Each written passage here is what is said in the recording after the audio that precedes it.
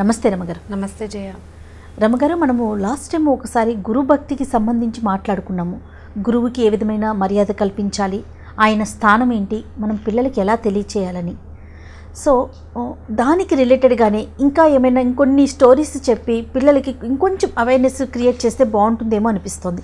పిల్లలకన్నా ముఖ్యంగా పేరెంట్స్కి మీరు ఎప్పుడు అన్నట్లుగానే మనం నేర్చుకుంటే పిల్లలకి నేర్పించగలుగుతాం. అందులో భాగంగా గురువులకి సంబంధించి ఏదన్నా ఒక టాపిక్ డిస్కస్ చేద్దామండి. ఇంతకుముందు మనం ఉపమన్యువు కథ చెప్పాం. ఉపమన్యువు గురువైన ధౌమ్యుడికి ఇంకా చాలామంది శిష్యులు ఉన్నారు. అయితే ఈ ధౌమ్యుడు, ఉపమన్యువు వీళ్ళంతా మహాభారత కథల్లో అంతర్భాగాలే ఇవన్నీ. ధౌమ్యుడు ఈ మన పాండవులకి కూడా పురోహితుడుగా ఉన్నాడు. ఆయన చాలా వృద్ధుడే, గోల్డెన్ రకరకాల వ్యవహారాలు ఉండేవి. ఆ వ్యవహారాల్లో ఇది కూడా అనమాట, ఆయన విద్య నేర్పించేది కూడా ఉందన్నమాట. ఆయనకి విద్యార్థులు కూడా ఉండేవాడు, రకరకాల వాళ్ళు. అయితే ఉపమన్యు ఒక శిష్యుడు కదా. ఇప్పుడు ఉదంకుడు అనే ఒక శిష్యుడు ఉండేవాడు ఆయనకి. అయితే ఏమైందంటే ఈ ఉదంకుడు చాలా బుద్ధిమంతుడట. ఈయన ఎక్కడికో వెళ్తూ, ధౌమ్యుడు వేరే ఎక్కడికో యజ్ఞాలు చేయడానికి వెళ్తూ ఉదంకుడిని, నాయన నేను వచ్చేదాకా ఈ ఆశ్రమం పూర్తి బాధ్యత నీది. రైట్. అమ్మగారికి ఏం కావాలో, పిల్లలకి ఏం కావాలో, విద్యార్థులకి ఏం కావాలో ఇక్కడ రోజు హోమం జరిగేదట. ఈ మామూలుగా ఈ ఏమనాలి, ఈ గురువాశ్రమాల్లోనూ అక్కడను గురుకులాల్లో నిత్యం హోమం ఉండేది. విద్యార్థులు హోమం చేయవలసి ఉండేది, ఉపాధ్యాయుడు కూడా హోమం చేసుకోవాలి. ఉపాధ్యాయుడు వివాహితుడై ఉంటాడు, గృహస్థ ఆశ్రమంలో ఉంటాడు, ఆయనకి భార్య పిల్లలు ఉంటారు. గృహస్థులు చేయవలసిన హోమం ఒకటి. విద్యార్థులందరూ బ్రహ్మచారులే కదా, అంటే పెళ్లి కాని చిన్న పిల్లలు కదా, ఈ పిల్లలందరూ చేయవలసిన హోమ విధి ఒకటి ఉండేది. ఈ హోమం ఆ హోమం అన్నీ కూడా 3 పూటల హోమాలు జరిగేవి. ఈ కార్యక్రమాలన్నీ అవ్వాలి. ఈ హోమానికి కావాల్సిన సమిధలు తేవాలి. ఈ ఇన్ని రకాల వ్యవహారాల్లో నాయన నువ్వు సరిగ్గా చూసుకుంటావా అని అడిగాడు. అడిగితే ఉదంకుడు అన్నాడు, మీరు ఏం చెబితే అది చేసేస్తాను, ఏ చేయమంటే అది చేస్తా, ఎలా చెప్పమంటే అలా చెప్తాను, ఏం చేయమంటే అది చేస్తాను అన్నాడు. సరే, ఈ ధౌమ్యుడు ఏం చేశాడంటే 1 సంవత్సరంన్నర కాలం పాటు ఈ పూర్తి గురుకులాన్ని ఈ ఉదంకుడికి అప్పచెప్పి వెళ్ళిపోయాడు. కాశీకో ఎక్కడ ప్రయాగో వెళ్ళాడట. ఆయన సంవత్సరంన్నర తర్వాత తిరిగి వచ్చి ఇక్కడ జరుగుతున్న ఇవన్నీ చూసి, నా బాగా చేస్తున్నావో, చక్కగా మెయింటైన్ చేసావు నాయన, ఇక నీ చదువు అయిపోయింది, నువ్వు వెళ్ళిపోమన్నాడు. నీ విద్య దీంతో పూర్తయిపోయింది. నువ్వు ఇంత ఓపికగా ఈ గురువాశ్రమాన్ని, ఈ గురుకులాన్ని, ఋష్యాశ్రమాన్ని ఈ రకంగా చక్కగా మేనేజ్ చేసావు, అదే నీ ఆఖరి పరీక్ష, నీ చదువు అయిపోయింది, ఇంకా వెళ్ళిపోమంటే ఉదంకుడు అన్నాడు, కాదండి నేను అలా వెళ్ళిపోను గురుదేవా, మీకు ఏదైనా ఒక గురుదక్షిణ ఇవ్వాలని నాకు కోరికగా ఉంది. మామూలుగా గురువుకి దక్షిణ ఇవ్వాలి, ఏదో ఒకటి, ఎంతో కొంత, ఏదో ఒక పదార్థం, మీరు ఏదైనా ఒకటి అడగండి, మీకు ఏం చేయమంటే అది చేస్తాను అన్నాడు. అనేసరికల్లా గురువుగారు అన్నారు, ఏం వద్దోయ్, నాకేం అక్కర్లేదంటే ఈ అబ్బాయి వదిలిపెట్టలా. కాదు ఏదైనా అడగంటే, సరే నాకేం అవసరాలు లేవయ్యా, ఇప్పుడే కదా కాశీ నుంచి తిరిగి వచ్చాను, నా అవసరాల పనులు, నేను కావాల్సిన వస్తువులన్నీ సమకూర్చుకున్నాను. గురువుగారి భార్య ఉంది కదా గురువమ్మ గారు, అక్కడికి వెళ్ళి ఆవిడని అడుగు, ఆవిడ ఏదైనా చెప్తే అది చేద్దుగానే అని చెప్పాడు.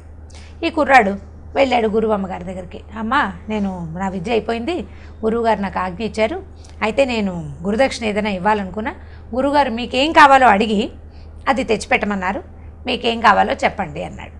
అయితే ఆవిడ ఏమందంటే కొద్దిగా ఆలోచించి, పౌష్యుడు అనే ఒక రాజు, ఆ పౌష్యుడు కూడా ఇక్కడే చదువుకున్నాడు, ఈ ఉదంకుడు చదువుకున్న ఆశ్రమంలోనే, ఈ ధౌమ్య మహర్షి దగ్గరే చదువుకున్నాడు.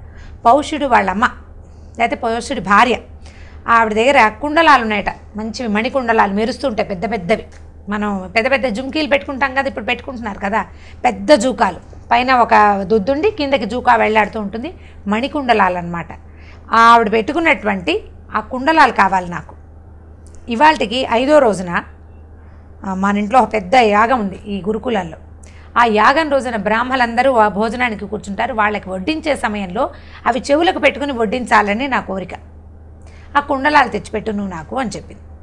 చెప్పేసరికల్లా ఈ కుర్రాడు ఏం చేశాడు, గురువుగారికి చెప్పి, అమ్మగారు కుండలాలు కావాలన్నారండి, పౌష్యుడి దగ్గరికి వెళ్ళొస్తాను నేను అని చెప్పాడు. సరే, పౌష్యుడి దగ్గరికి వెళ్ళే ఈ వెళ్ళే దారిలో ఏమైంది, ఒక పెద్ద ఎద్దు, చాలా పెద్దది, దాని పక్కన ఉన్నటువంటి ఒక మహాకాయుడైన ఒక మనిషి ఇతనికి కనిపించారు. కనిపించాక వాడు ఏమన్నాడంటే, ఆ ఉన్న మనిషి, రావోయ్ నీకోసమే చూస్తున్నాను, ఎద్దు ఇప్పుడే పేడేసింది, ఈ పేడ తినేసి వెళ్ళు, నీ పని అయిపోతుంది అన్నాడు. అనేసరికి తను తెల్లబోయాడు, ఏం చేయాలో తెలియకపోయేసరికి ఏమనాలి, ఒక బ్రాహ్మడు అక్కడ నుంచున్నవాడు కూడా బ్రాహ్మడు, ఎద్దుని వాటిని చీ అనకూడదు, ఆవు ఎద్దు మనకి పూజ్యమైన జంతువులు. సరే, మీ గురువుగారు కూడా తిన్నాడు, ఏం పర్వాలేదని చెప్తాడు. చెప్పేసరికల్లా అతను సరే అక్కడ ఏదో అతను చెప్పిన పని చేసి ముందుకు వెళ్ళిపోతాడు. ఈ పౌష్యుడి దగ్గరికి వెళ్తాడు. పౌష్యుడి దగ్గరికి వెళ్ళాక పౌష్యుడిని అడిగాడు, అయ్యా ఇలాగా గురువుగారి భార్యకి కుండలాలు కావాలి, ఆ కుండలాలు ఇప్పించు నువ్వు అని అడిగితే, నువ్వు అంతఃపురానికి వెళ్ళు, అంతఃపురానికి వెళ్తే అక్కడ నా భార్య కనపడుతుంది, ఆవిడ్ని కుండలాలు అడిగి తీసుకోమన్నాడు. తీరా అక్కడికి వెళ్ళేసరికి అతని భార్య ఏం చేసింది, ఆ కుండలాలు తీసి, మధ్యలో చిన్న చిన్న శాపాలు కథలు ఉన్నాయి, మరి పెద్దగా అయిపోతుంది, బ్రీఫ్గా చెప్తున్నాను. అయితే ఈ కుండలాలు ఎత్తి చేతిలో పెట్టింది, నాయన తీసుకెళ్ళు. తర్వాత వాళ్ళు ఇవ్వడానికి రెడీగానే ఉన్నారు, ఎందుకంటే అడిగింది గురువు భార్య. అదే గురువు దగ్గర పౌష్యుడు చదువుకున్నాడు. అడగడానికి వచ్చిన వాడు బ్రాహ్మడు, వాడు ఏది అడిగినా నీ రాజ్యం బుట్టలో పెట్టి నా చేతికి ఇవ్వండి, ఇవ్వాల్సిందే. అప్పట్లో అలాంటి నియమాలు నడిచేవి. ఇది మహాభారత కాలం కదా, ఇప్పటి కాలం కాదు కదా. ఇప్పుడు మనం తీసుకున్న వస్తువు తిరిగి ఇవ్వడానికి కూడా బతిలాడుకు చావాలి మనం. ఇప్పుడు అప్పటి రోజులు అలా ఉండేవి కాదు. అయితే ఈ కుండలాల కోసం తక్షకుడు అనే సర్పరాజు దీనికోసం చూస్తున్నాడు. అతను అడిగాడు, నేను అతనికి ఇవ్వలేదు, జాగ్రత్తగా తీసుకెళ్ళు అని ఆవిడ చెప్పించింది. సరే ఏం చేశాడు, ఈ కుండలాన్ని మూట కట్టుకుని రెండుని పెట్టుకుని నడవటం మొదలుపెట్టాడు. వెనక్కి వెళ్ళాడు. వెనక్కి వెళ్ళేసరికి ఏమైంది, సాయంకాలం అయిపోయింది. సాయంకాలం అయితే నదీ తీరంలో సంధ్యావందనం చేసుకోవటం కోసం, మరి వీళ్ళు 3 పూట్ల త్రికాల సంధ్యావందనం అది చేసుకోవాలి. ఇంకా బ్రహ్మచారి అబ్బాయి, పైగా నేను చదువుకుంటున్నాడు కదా. ఈ కుండలాన్ని జాగ్రత్తగా ఓ చోట పెట్టి ఇతను నదిలో దిగంగానే ఒక సర్పం ఈ కుండలాలు ఉన్నటువంటి గుడ్డమూటని రౌండ్గా చుట్టుకుంది, పరిగెత్తేసింది. పరిగెత్తేసరికి ఈ బృందంకుడు చూశాడు, తెలిసింది. ఈ సర్పం పరిగెడుతున్నంత మేర ఇతను దాని వెనకాల పరిగెత్తాడు, కానీ అది కాస్త ఒక చిన్న కలుగులోకి దూరిపోయింది. పాము దూరిపోతుంది, మనుషులు ఎలా దూరుతారు, దూరలేం కదా. ఆ కుండలాలు పట్టుకుని వెళ్ళిపోయింది. పాము కాస్త వెళ్ళిపోయేసరికి ఇతనికి ఏం చేయాలో తెలియలేదు. ఒకటి గురువుగారి భార్య కోపం వస్తుంది, ఆవిడ కోపం వస్తే గురువు కోపం వస్తుంది. పౌష్యుడి భార్య దగ్గర నుంచి తెచ్చాడు, తన కుండలాలు పోయినాయంటే ఆవిడేం తిడుతుందో. ఆవిడ ముందుగానే చెప్పింది తక్షకుడు వీటి మీద దృష్టి పెట్టుకుని ఉన్నాడని. ఆ తక్షకుడు ఇవి వచ్చిన పాము. దాంతో ఇది ఏం చేస్తాడు, అప్పుడు ఏం చేశాడంటే మన్యు సూక్తం చదివి ఇంద్రుణ్ణి అడిగాడు, నాకు సహాయం చెయ్యి, నేను గురుదక్షిణ కోసం ఈ ప్రయత్నం చేస్తే ఇది ఇలా అయ్యింది అనేసరికల్లా ఆయన ఏం చేశాడంటే, ఇంద్రుడు తన వజ్రాయుధాన్ని పంపించాడు. ఆ వజ్రాయుధాన్ని ఎలా పంపించాడు, ఇతను ఆ కలుగును తవ్వడానికి ఒక తుంగకర్రని, ఇంత కర్రని పట్టుకున్నాడు. ఆ తుంగకర్రలోకి ప్రవేశించింది ఈ వజ్రాయుధపు శక్తి. అది బలపడిపోయిందనమాట. తవ్వి తవ్వి తవ్వి పాతాళం దాకా తవ్వుకుంటూ వెళ్ళిపోయాడు. మామూలు కర్రతోటైతే తవ్వలేరు, వజ్రాయుధం ఉంది కదా. దాంతో ఇలా తవ్వి తవ్వి మొత్తానికి ఇతను భూలోకం నుంచి పాతాళ లోకంలోకి వెళ్ళిపోయాడు. పాతాళానికి వెళ్ళిపోయాడు. పాతాళానికి వెళ్ళిపోతే అక్కడ ఏమిటో రకరకాల సీనరీలు, రకరకాల సీన్స్ ఏంటేంటో కనపడతాయి. ఏంటంట, ఒక ఇద్దరు ఆడవాళ్ళు నుంచున్నారు. ఒక 2 దారాలతోటి ఒక బట్టని నేస్తున్నారట. ఒక నిలువు దారమేమో తెల్లది, అడ్డదారమేమో నల్లది. బట్ట నేస్తున్న 2 స్త్రీలు కనపడుతున్నారు. అక్కడి నుంచి ఆ బట్ట, దాని పక్కన ఒక పెద్ద చక్రం ఉందట. ఆ చక్రానికి 12 ఇవి ఉన్నాయి అన్నమాట, స్పోక్స్ ఉంటాయి. మన చక్రంలో అడ్డ పుల్లలు ఉంటాయి కదా, 12 పుల్లలు ఉన్నాయి. అటో కుర్రాడు ఇటో కుర్రాడు నుంచుని దాన్ని తిప్పుతున్నారు. ఈ చక్రం తిరుగుతోంది, ఆ బట్ట నేస్తున్నారు. ఏమిటో అంతా గందరగోళంగా, మనుషులు వీడికి ఏం చేయాలో తెలియలేదు. ఇంకా లోపలికి వెళితే పెద్ద పెద్ద పుట్టలు, చాలా పెద్దవి పాము పుట్టలు. అప్పుడు ఇతను ఏం చేశాడంటే నాగులని స్తోత్రం చేశాడట. ఈ ఉదంకుడి నాగస్తోత్రం వ్యాస మహాభారతంలో సంస్కృతంలోనే ఉంది, తెలుగులో కూడా ఉంది. ఇది ఎంత పవర్ఫుల్ అంటే సంతానం లేని వాళ్ళకి సంతానాన్ని కలిగిస్తుందట ఈ స్తోత్రం. ఈ ఉదంకుడు చేసిన నాగస్తోత్రం 4 తెలుగులో 4 పద్యాలు, సంస్కృతంలో ఒక 10 శ్లోకాలు ఉంటాయి. నాకు వచ్చు, మేము నేర్చుకున్నాం ఒక సందర్భం. ఓకే, ఏదన్నా మన ప్రేక్షకుల కోసం ఇది ఎలా చెప్తారంటే, తెలుగులో అయితే వాసుకి, అనంతుడు, తక్షకుడు ఈ ముగ్గురిని గురించిన 3 పద్యాలు. 4వ పద్యము ఈ మొత్తం రాజులు, ఈ నాగరాజులందరినీ, అంటే అప్పటికి ఈ యజ్ఞం కాలేదు, ఏది మన జనమేజయుడు చేసిన సర్పయాగం కాల, మొత్తం నాగులంతా ఉన్నారు. ఈ మహాభారత కాలం చివరి రోజుల్లో, అంటే మన ధర్మరాజాదులందరూ, తర్వాత వాళ్ళ కుమారుడైన మనవడైన పరీక్షిత్తు, అతని కుమారుడైన జనమేజయుడు చేసిన సర్పయాగంలోనే ఈ సర్పాలన్నీ అందులో పడిపోయినాయి చాలా మటుకు. ఓకే, కొంతమంది మిగిలారు. మిగిలిన వాళ్ళు కొంతమంది పెద్దవాళ్ళు, కొంతమంది మామూలు వాళ్ళు. ఇంకో తక్షకుడు మిగిలిపోయాడు, అతను పడలేదన్నమాట. సో ఈ తక్షకుడితో పాటు మిగిలిన వాళ్ళందరినీ స్తుతించేటువంటి ఈ 4 పెద్ద పద్యాలు, చాలా పెద్దవి లేజయ, లెంగ్దీగా అవుతాయి. అక్కడి నుంచి సంస్కృత శ్లోకాలు కూడా మొత్తం అన్నిటినీ. అప్పట్లో ఈ పాములు ఏంటంటే భూలోకంలోకి, స్వర్గలోకంలోకి, పాతాళంలోకి ఇచ్ఛానుసారంగా తిరిగేవి. అవి ఎవరికి ఇబ్బంది పెట్టడాలు అవి ఏం ఉండేవి కాదు. మామూలుగా నా మనుషుల్లాగానే తిరుగుతుండేవి, అప్పుడప్పుడు కావాలంటే రూపం మార్చుకునేవి. వాళ్ళందరూ మన వాళ్ళతోటి మామూలుగా కలిసి తిరగటమే మనం కొన్ని కథల్లో చూస్తూ ఉంటాం. భీముడిని నీళ్ళలోకి తోసేసిన కథలో కూడా నాగరాజులు ఉంటారు. అవును. సో ఈ కథలో కూడా అలాగే ఇతను గట్టిగా చక్కగా స్తోత్రం చేసేసారు. కానీ ఈ నాగస్తోత్రానికి ముగ్ధులైనటువంటి నాగదేవతలు కొంతమంది ప్రత్యక్షమై ఆ తక్షకుడు కూడా వచ్చి అతనికి ఆ 2 కుండలాలు అతని చేతిలో ఇచ్చేసాడు స్తోత్రానికి. ఇదై ఇప్పుడు చూడు, వస్తువు పట్టుకెళ్ళాడు తక్షకుడు కావాలని, కానీ ఇతను స్తోత్రం చేసేసారు కల్లా అతని ఆర్తిని, అతని ప్రేమని గమనించి వస్తువు వెనక్కి ఇచ్చేసాడు. ఆ 2 పుచ్చుకుని ఇతను వచ్చాడు బయటికి. వచ్చేసరికల్లా ఏమైందంటే ఈ లోపల ఇంద్రుడు ఒక గుర్రం, ఎప్పటికీ చాలా టైం గడిచిపోయింది. ఆవిడ 4వ రోజే 5వ రోజో యజ్ఞం అని చెప్పింది కదా, టైం పెట్టారు కదా. అప్పుడు ఒక గుర్రం వచ్చి ఆ గుర్రం మీద ఎక్కి వెళ్ళిపోయిన ఇంటికంటే గుర్రం ఎక్కితే వాయువేగ మనోవేగాలతో గుర్రం తెచ్చి ఇతన్ని ఋష్యాశ్రమంలో దింపేశాక అప్పుడే హోమం మొదలవబోతోంది. ఈయన చూడంగానే ఉతంకుడిని చూసేసరికల్లా ఆ గురుగారి భార్య అందట, ఇంకా కాసేపు ఉంటే నేను నిన్ను చెప్పించేదాన్ని, చాలా ఆశ పెట్టుకుని ఉన్నాను, మంచి టైంకి తెచ్చావు నాయన అని ఆ కుండరాలు ధరించి ఆవిడ ఆ పూట హోమాన్ని యజ్ఞం తాలూకు భోజనం వ్యవహారం అంతా కానిచ్చుకుంది. ఈయన వెళ్ళి గురువుగారి దగ్గరికి వెళ్ళాడు. గురుదేవా, నేను ఇలా వెళ్ళాను, ఇట్లా జరిగింది. ఈ మధ్యదారిలో బోల్డ్ అని కనపడ్డాయి. ఈ కనపడిన వాటికి అర్థమేంటో నాకు తెలీదు. ఆయన ఎవరో ఒక పెద్ద మనిషి, చాలా భారీకాయుడు, అతని దగ్గర ఉన్న ఎద్దు కూడా చాలా పెద్దది, అతని పేడ తినమని చెప్పాడు నాకు, నువ్వు కూడా తిన్నావన్నాడు. అది ఏమిటో నాకు అర్థం కాలేదు. పేడ ఎందుకు తింటాము మనం, మీరు కూడా ఎలా తిన్నారంటే అప్పుడు ఆయన ఏం చెప్పాడంటే, నువ్వు కనపడిన అతిమానుషుడైన వ్యక్తి ఇంద్రుడు, ఆ పక్కనున్న ఎద్దు ఐరావతం. అది పురుషంగా నువ్వు ఏదైతే పేడగా నువ్వు భావించావో అది అమృతం నిజానికి.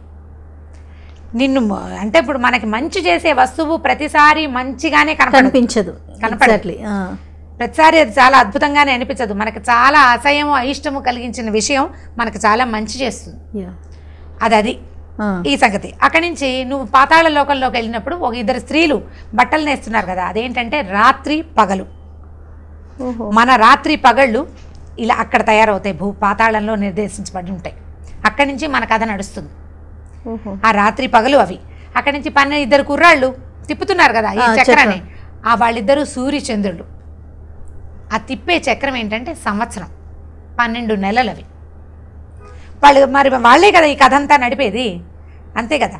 ఎవరికి వాళ్ళే తిప్పుకుంటున్నారు, వాళ్ళ పని వాళ్ళు చేసుకుంటున్నారు. నువ్వు బయట ప్రపంచంలో ఏం జరుగుతుందో అది నీకు సౌరమాన చాంద్రమాన కాలాలని, రాత్రి పగళ్ళని నీకు తెలియచేసింది. పాతాళంలో జరుగుతుంది, నువ్వు వెళ్ళిన ఇంద్రుడి తాలూకు శక్తితోటి నువ్వు వెళ్ళావు, అందుకని నీకు అవన్నీ కనపడ్డాయి నాయన. నిన్ను ఇక్కడికి తీసుకొచ్చిన ఇది కూడా ఐరావతమే ఆ రూపంలో వచ్చింది, ఇంద్రుడు పంపించిందే నీకోసము అని చెప్పి ఈ కుండలాలు చక్కగా తెచ్చావు టైం కానీ అతనికి సెలవు ఇచ్చి పంపించేశాడు. ఈ ఉదంకుడి నాగస్తోత్రం చాలా ఫేమస్ అయింది. ఉదంకుడు సామాన్యుడైన ఒక బ్రహ్మచారి, మామూలుగా చదువుకునే ఒక చిన్న కుటుంబంలో పుట్టిన పిల్లవాడు. వాడు చేసిన ఈ స్తోత్రానికి ఇంత పవర్ ఎక్కడి నుంచి వచ్చింది? అతనికి ఉన్న గురు భక్తి వల్ల వచ్చింది. గురువు మీద భక్తి, ఆయనకి తను ఇచ్చిన మాట నిలబెట్టుకోవాలన్న తపన, దానివల్లే అతను లోపల దాక్కునున్న పాముల్ని బయటకు తెప్పించాడు. ఆ పాము చేత తను తీసుకున్న ఆభరణాన్ని వెనక్కి తీసుకోగలిగాడు. కాబట్టి దీని మొత్తం పవర్ ఎవరిది? గురువుది. ఇప్పుడు గురువుకే అంత శక్తి ఉండక్కర్లా. గురువు మామూలు వాడైనా గురువుని గౌరవించాలనుకునే వీడి మనసు ఉంది చూసావా, దాంది ఈ పవర్ అంతా. మనం ఎప్పుడైనా ఎక్కడి నుంచి దేన్ని ఒక విషయాన్ని నేర్చుకుంటామో, ఆ ఎక్కడి నుంచి నేర్చుకున్నామో ఆ ప్లేస్ని గౌరవించాలి మనం. అది వ్యక్తులు కావచ్చు, సంస్థలు కావచ్చు. వ్యక్తిని, సంస్థని గౌరవిస్తే మనం ఇంకొక చోట నుంచి గౌరవాన్ని పొందగలుగుతాం. మీకు గౌరవం ఇవ్వని వాడికి పొందే అవకాశం భగవంతుడు ఇవ్వడు ఎప్పుడు. ఇప్పుడు ఇందులో దేవుడి ప్రసక్తి ఎక్కడి నుంచి వచ్చిందంటే, ప్రకృతి ఇవ్వదు, నువ్వు అందరినీ కేవలంగా మాట్లాడతావు, నిన్ను కేవలంగా మాట్లాడా వాడు పిచ్చివాడు వాగుతాడు అనేస్తారు సింపుల్గా కదా. ఇప్పుడు ఇందులో దేవుడు లేడు. నీకు మా అమర్యాదకరమైన మాట తీరు నీది, నీతో మర్యాదగా ఎవరు మాట్లాడతారు?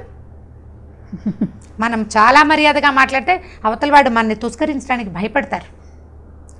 వీడితో జాగ్రత్తగా మాట్లాడాలి, వీడు బాగా మాట్లాడతాడు అనుకుంటారు. సో ఇది పిల్లలకి నువ్వు చక్కగా మాట్లాడు, దానివల్ల అదే చక్కని మాట తీరు ఎదుటి వాళ్ళ నుంచి నువ్వు తీసుకోగలుగుతావు. నువ్వు గౌరవిస్తేనే మన గౌరవం తిరిగి వస్తుంది. ఇవ్వని గౌరవం మనకి ఎక్కడా పుట్టదు. ఒకవేళ పుట్టినా చాలా తాత్కాలికం, అది ఎక్కువసేపు ఉండదు. దాన్ని శాశ్వతంగా ఎప్పుడూ మనం గౌరవింపబడాలి అంటే ముందు గౌరవించడం నేర్చుకోవాలి, గురువుని గౌరవించాలి. మనం ఒక విషయం ఒకటి దగ్గర నుంచి నేర్చుకున్నామంటే ఖచ్చితంగా వాడు మనకంటే సుపీరియర్. ఆ సుపీరియారిటీని మనం గౌరవించాల్సిందే కదా. సో ఈ గురుభక్తి కథను కూడా మనం పిల్లలకు చెప్పచ్చు. వీళ్ళు వెంబడి ఇంకొక 4-5 ఇలాంటి మంచి కథల్ని తప్పకుండా మనం సుమన్ టీవీ ప్రేక్షకులకి చెప్తాం. ఖచ్చితంగా రమ్మగారు. ఇప్పుడు ఇంతకుముందు మీరు ఒక మాట అన్నారు, వ్యక్తుల్నే కాదు సంస్థల్ని కూడా గౌరవించాలి. చాలా చక్కని మాట రమ్మగారు. ఎందుకంటే రకరకాల సంస్థల్లో రకరకాల ప్రయాణాలు జరుగుతూ ఉంటాయి. ఒక దాన్ని వదిలేసిన వెంటనే దాని గురించి చెడుగా మాట్లాడటం, అది మనం మాట్లాడుతూ ఉంటే మనల్ని చూసి మన పిల్లలు నేర్చుకుంటారు. అంతే కదా. ఇప్పుడు మన సంస్థలతో మనం మాట్లాడుతాము, సంస్థల గురించి, మన పిల్లలు వారికి తోచిన విధంగా గురువుల గురించో వారి పక్క వారి గురించో మాట్లాడటం అలవాటు. క్రిటిసిజం అనేది ప్రాక్టీస్గా ఉండకూడదు. ఎప్పుడైనా క్రిటిసైజ్ చేయటం అంటే ప్రధాన్ని క్రిటిసైజ్ చేస్తాం. క్రిటిసైజ్ చేయాల్సిన విషయాలు కొన్ని ఉంటాయి, కొన్ని అసలు క్రిటిసైజ్ చేయకూడని విషయాలు ఉంటాయి. అందులో గురువు గారు తప్పకుండా మన మనసుకి ఇబ్బంది కలిగినా కూడా, అవును రైట్, ఇబ్బంది కలిగితే మాట్లాడకుండా ఉండాలి అంతే తప్ప క్రిటిసైజ్ అయితే చేయకూడదు కదా. అదే రైట్ రమ్మ గారు, థ్యాంక్ యూ సో మచ్ అండి. ఓకే జయ. ఇక ఈ వీడియో కనుక మీకు నచ్చినట్లయితే లైక్ చేయండి, షేర్ చేయండి. మరిన్ని వీడియోస్ కోసం మా ఛానల్ని సబ్స్క్రైబ్ చేసుకోండి.